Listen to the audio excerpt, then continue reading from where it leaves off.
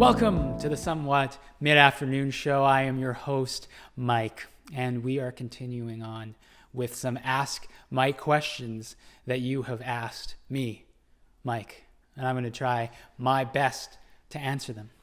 Our first question comes from Some Soph, and she asks, what would you rate the Bee Movie out of 10? And now, it's been a long time since I've seen the Bee Movie. I'm pretty sure it was just on TV. And I watched part of it, and then it was on TV again, and I watched another part of it. So after many separate viewings of different parts, some multiple times, probably only a 6. It's not a very good movie, and that's going to be controversial. I know Sophie's typing like crazy in the comments right now, but Bee Movie is not a great movie. You could grade it a B, in fact. See, I can do B puns too.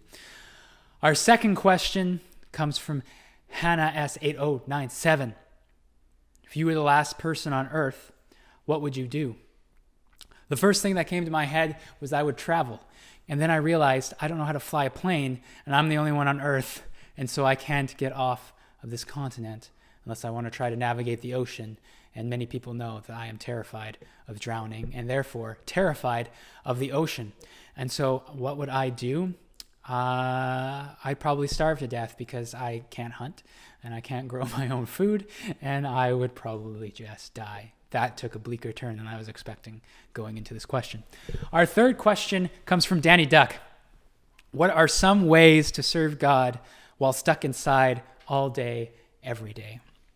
Yes, we are stuck inside all day and every day. Days are starting to blend together, but there are still ways that we can serve God. We've got this wonderful thing called the internet, and we can reach out to our friends, maybe even our classmates, through things like Zoom or Skype or Google Hangouts or whatever you want to use to video call, and check in on people and encourage them and see if there's things you can pray for them for. Lots of people are feeling lonely and isolated, I'm sure, in their homes. Give them a call. Give your grandparents a call. They might be stuck at home and they need some social interaction. Give them a call. You can, if you are in the baking kind of thing, you can bake some cookies, throw them in a Tupperware, and drop them off at your neighbor's house. Knock on the door, leave a little note saying, here are some cookies for you. I hope you're not allergic, and go back home so that you social distance. Or stand back from a distance and say hello and give them the cookies. Those are just a few ideas, but you can be creative and come up with your own. Well, we're going to take a quick commercial break, and we will be back here with the Somewhat Mid-Afternoon Show. Look at all these people, going about their day, walking across the street. They're all flawed. You know why? They think they're special when they are not. See these people too? Yeah, not special. No one is special. You know who else isn't special? You. Yeah, that's right, you. No one is special except for me, Brady, the amazing sponsor for this ad. Well, anyway, enjoy the rest of this non-special episode with Mike Ryder, your host.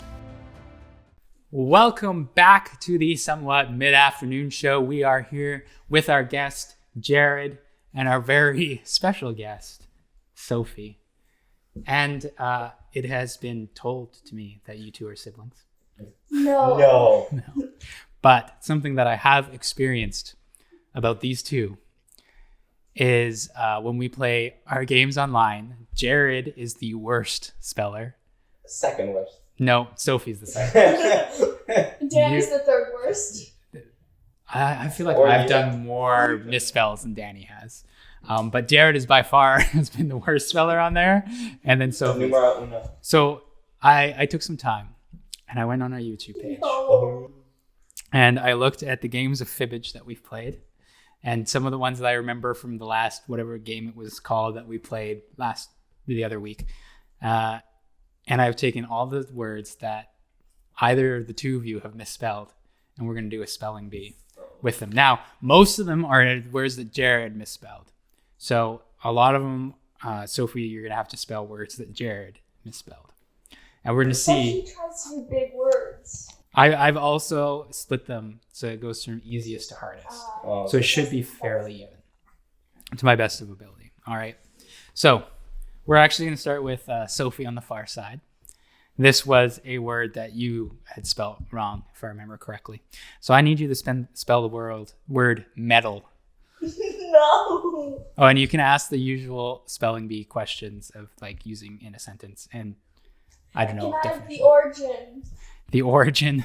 I'd have to Google that. So no, you can ask the other two. I don't know, Latin. It's usually Latin. Okay.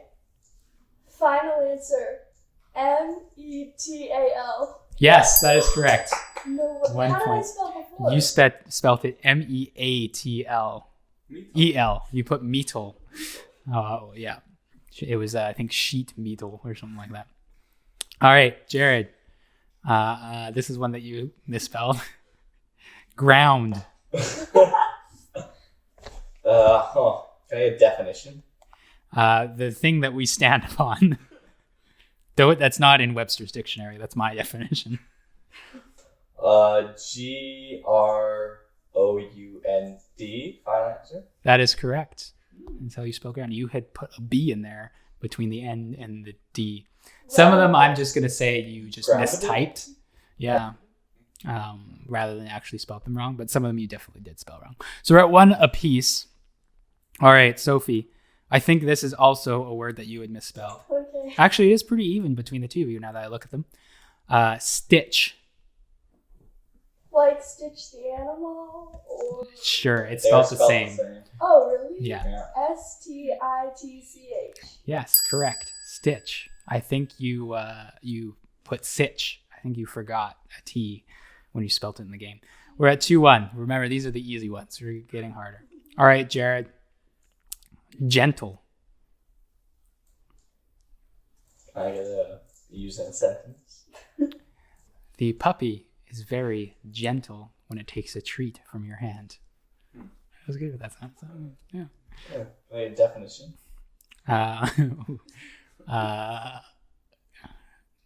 Definition. Gentle. I guess it's kind of being careful. Yeah. GENTLE.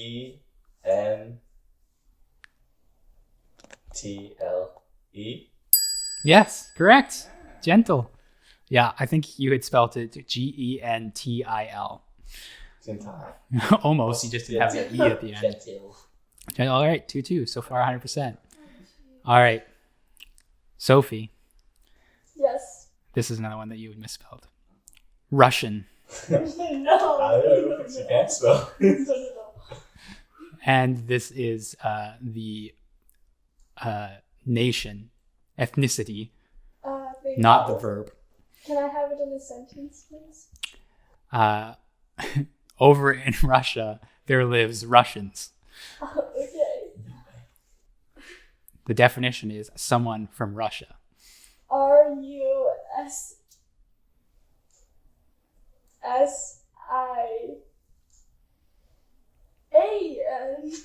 Yes, correct. You got it. Jeez. Yeah, yeah, They're really thinking hard about these now. This is like public embarrassment. This is what we call public shaming. Yeah. We're hopefully you will go home and learn your spelling real good now. All right, Jared. Psycho. Oh. PO. Yeah. PSYCO. No. Yeah. No, you're right so far. PSHICO. No, that was close to physio. PSYCHO. Oh, there's an H. Yeah, you were getting it right, and then you went back to correct yourself and got it wrong. So we're at 3-2. All right. Huh. Can I spell this? Yeah, try to spell this I word. will try. Roulette. Let's try and spell it. RO. Yeah. L. No, you're wrong. What? ROULETTE. For You roulette. didn't even let me finish. Yeah, because you got it wrong. You know, it could have been meaner. If you watch the spelling bees, as soon as they get a letter wrong, it goes right in the middle of their sentence, and then the kids cry and go off the stage. All right, so this is your chance to tie it up, Jared. Centaur. CENTAUR. Engaur. Yes, correct. There's an Huh. U in it? There is a U in it. You're the one who spelled it wrong, so you should know. That's, All right, Sophie, yes. your next word is retriever.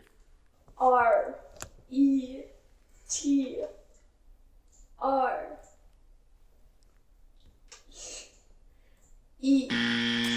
It was I, wasn't I it? before E. You gotta remember that rule. Yeah. C or sounding like A as in neighbor or way. I've never heard that. Well, maybe. Maybe Teacher you should go back to spelling. You're gonna teach that. All right. I have forgotten the score. I think you're still tied 3-3. Yes. Yeah. 3-3. All right, Jared. Abdomen. That sucks for you. Not as much as retriever. Can you use it in a sentence? I went to the gym and I worked out my abdomen. Side question. Can one explain how one works their abdomen? Well, you know abs. That's short for abdomen. Is it actually? Abdomen is your region. What? Abs are your muscles. I wanted Abdominals. so much. Isn't torso your region?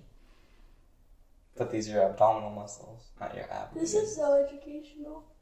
It's your abdominal muscles. And your Just abdomen. answer Okay. the question. A B D O M I L. No, not abdomen. Oh, Abdomen. Abdomen? Yeah. Oh. No, it's ABDOMEN. Abdomen. Abdomen. All right, still tied at 3. Last words. I'm gonna win this. Okay. These are hard. They're not. And obviously they're ones that Jared was too ambitious trying to put. All right, Sophie. Cauterize. Can I have that in a sentence? You got shot with an arrow and we have to cauterize the wound. I've never even heard this word. Cauterize. Where you when burn you- the skin to each other. Definition? Oh. Yeah, you burn the skin to stop the bleeding when you're not around You basically medical melt professionals, skin to each other. or you were in the medieval So ages. they're like welding skin. Yeah. Yeah, with fire. That sounds very insane. Yeah. It is. What's It's the not a word again? recommended practice. Collagerate? Cauterize. Colostrum doesn't work. Cauterize. Caught.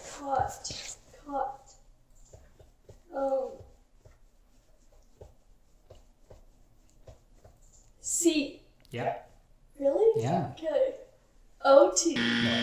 That is how I think Jared spelled Yeah. it in the thing, though. Wait, caught. It's C-A-U. It's the A-U Oh, ones. like you're catching fish. Like a Kind of, yeah. C-A-U-T-E-R-I-Z-E.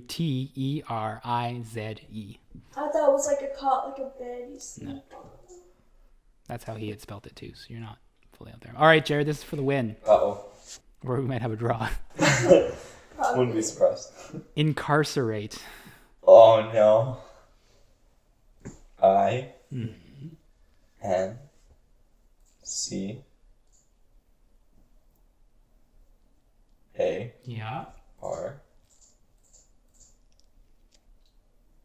C Yeah.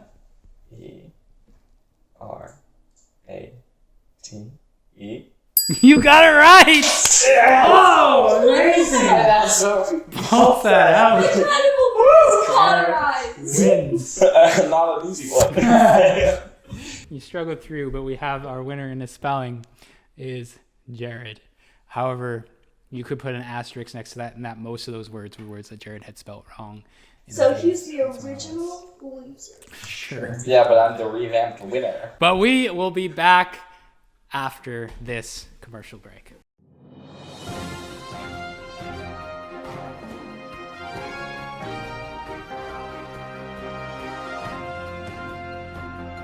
We interrupt this very non-special programming of the Somewhat Mid-Afternoon Show for breaking news. We have a rather unique story coming to you from Langley, BC. Mike Racer has been actively trying to break a world record along with his sidekick, Daring Danny. The two have been racing in a red minivan that reached speeds of up to 200 kilometers per hour.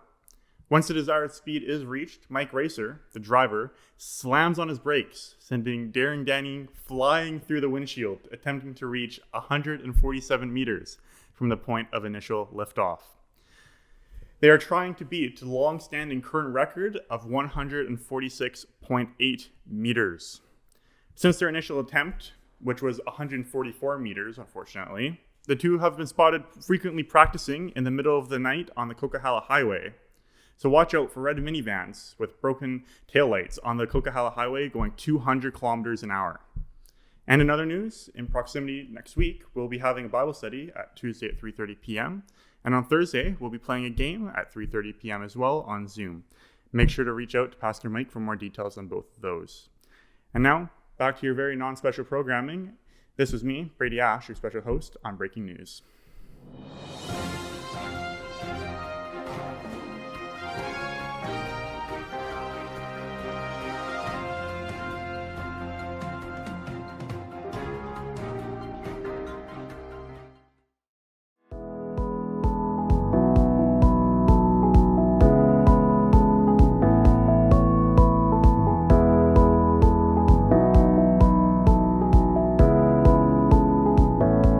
Welcome back to the mid-afternoon show. We are still here with Jared and Happy to be here. good. I'm glad that you're happy to be here. We're happy that you're here, and we're happy that we get to hear a little bit of your story and your walk with Christ. So we will start, as we always start. What drew you to Christ in the first place?